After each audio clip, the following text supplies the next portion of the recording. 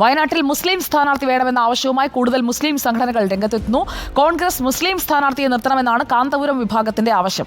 വയനാട്ടിൽ മുസ്ലിം സ്ഥാനാർത്ഥിയെ പ്രതീക്ഷിക്കുന്നുവെന്ന് കാന്തപുരം അബ്ദുൽ ഹക്കീം അസ്ഹരി റിപ്പോർട്ടറിനോട് പറഞ്ഞു. കാന്തപുരത്തിന്റെ മകനും SYS സംസ്ഥാന ജനറൽ സെക്രട്ടറിയുമാണ് അബ്ദുൽ ഹക്കീം അസ്ഹരി.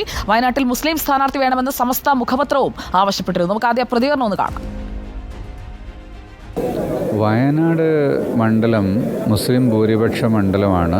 നേരത്തെ മുസ്ലിം സ്ഥാനാർത്ഥി ഉള്ളതുമാണ്. സ്ഥാനാർത്ഥിയെ നിശ്ചയിച്ച് പ്രചരണം തുടങ്ങിയതിനു ശേഷം രാഹുൽ ഗാന്ധി വന്നപ്പോൾ വളരെ സ്നേഹപൂർവ്വം ഒഴിഞ്ഞുകൊടുത്തതാണ്. സ്വാഭാവികമായും കോൺഗ്രസ് അങ്ങനെയുള്ള ഒരു മുസ്ലിം സ്ഥാനാർത്ഥിയാണ് വയനാട്ടിൽ നിൽക്കാൻ സാധ്യതയുള്ളത്. നമ്മൾ വ്യക്തിപരമായ കാഴ്ചപ്പാടുകളും സംഘടനാപരമായ വിലയിരുത്തുകളും ഒക്കെ ഉണ്ടാകും. അപ്പോൾ സ്വാഭാവികമായും മുസ്ലിം പാർലമെൻറ്റ് അംഗങ്ങൾ കുറവുണ്ട് എന്നൊരടിസ്ഥാനത്തിൽ അങ്ങനെയുള്ള ഒഴിവുകൾ വരുമ്പോൾ, പ്രത്യേകിച്ചും വയനാട് നേരത്തെ മുസ്ലിം മണ്ഡലമായിരുന്നതുകൊണ്ടും കോൺഗ്രസ് അവിടെ ഒരു മുസ്ലിം സ്ഥാനാർത്ഥി തന്നെയായിരിക്കും നിർത്തുക.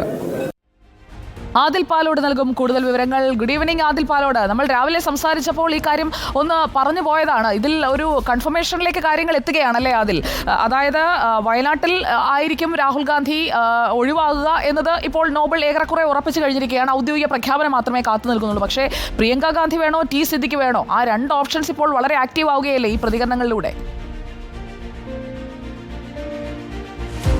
പ്രിയങ്ക ഗാന്ധിയും സിദ്ദിഖും മാത്രമല്ല സുജയ, MM ഹസനും വയനാട് സീറ്റിൽ കണ്ണുണ്ട് എന്ന കാര്യം മറക്കരുത്. ഏതായാലും ഈ മുസ്ലിം സ്ഥാനാർത്ഥിയെ നിർത്തണമെന്ന ഒരു ആവശ്യവുമായി മുസ്ലിം സംഘടനകൾ രംഗത്തെത്തിയതോടെ കോൺഗ്രസിനുള്ളിലെ മുതിർന്ന രണ്ടാം ലെയറിലുള്ളതുമായ ഈ മുസ്ലിം അംഗങ്ങൾക്കൊക്കെ നേതാക്കൾക്കൊക്കെ ഇതൊരു പ്രതീക്ഷ നൽകുന്ന വാചകമായി ആവശ്യമായി മാറുന്നു എന്നുള്ളതാണ് ഏറ്റവും പ്രധാനപ്പെട്ട കാര്യം. സിദ്ദിഖ് വരുമോ, ഇതിനൊക്കെ മറികടന്നുകൊണ്ട് UDF കൺവീനർ MM ഹസൻ വരുമോ എന്ന കാര്യത്തിൽ ഇനിയും അനിശ്ചിതത്വവും ചർച്ചകളൊക്കെ നടക്കേണ്ടതുണ്ട്.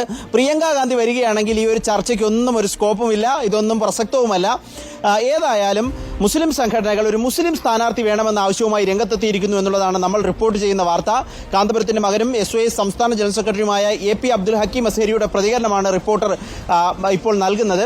പ്രധാനമായും അദ്ദേഹം ആവശ്യപ്പെടുന്നത് പാർലമെന്റിൽ ജനസംഖ്യാനുപാതികമായ മുസ്ലിങ്ങളുടെ ഒരു പ്രാതിനിധ്യമില്ല, അതുകൊണ്ട് ഒഴിവുവരുന്ന സീറ്റുകളൊക്കെ പരമാവധി മുസ്ലിംകൾക്ക് നൽകി ആ ഒരു പ്രതിസന്ധി പരിഹരിക്കണമെന്നുള്ളതാണ് ആവശ്യമായി പ്രതികരിച്ചിരിക്കുന്നത്.